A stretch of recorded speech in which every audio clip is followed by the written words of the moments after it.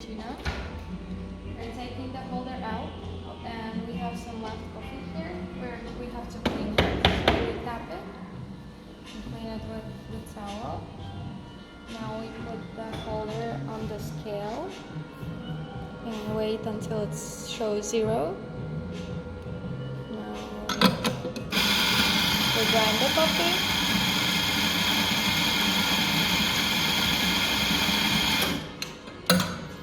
So for today we need 17.5. So we're trying to achieve it. So we're taking the coffee, which was pre-grinded before, and add a little bit more, so it shows us 17.5. It doesn't? Yeah, it does. Yeah, so when it's 17.5, we do this movement to even the coffee, but we are not doing it too much. So now we can put the holder like that, so it's more comfortable, and we're standing on a 90 degrees angle to the bar, like that's easier. Now we take the tamper in this way, so our fingers are a little bit over it, and we are putting it inside and making sure that it's even and pressed.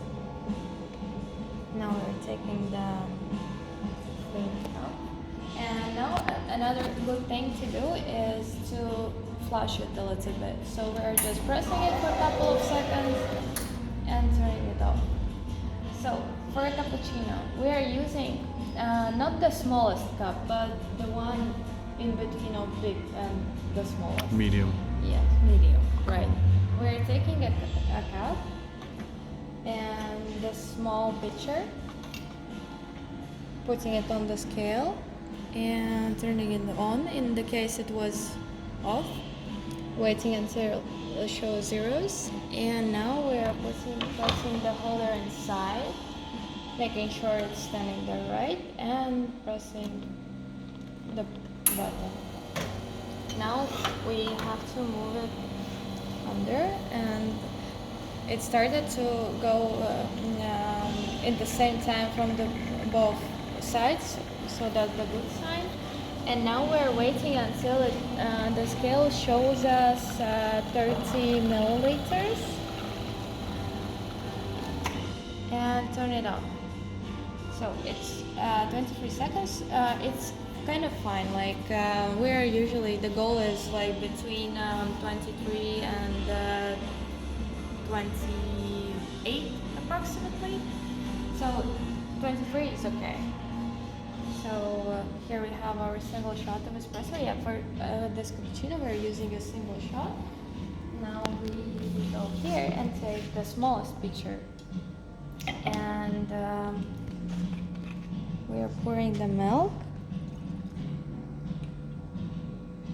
That much. Just underneath. Yes, exactly. Like there is like, I don't know, 5 millimeters before this thing. And now we go here, and the first thing we do is we do this.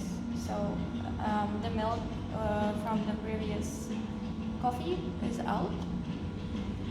Now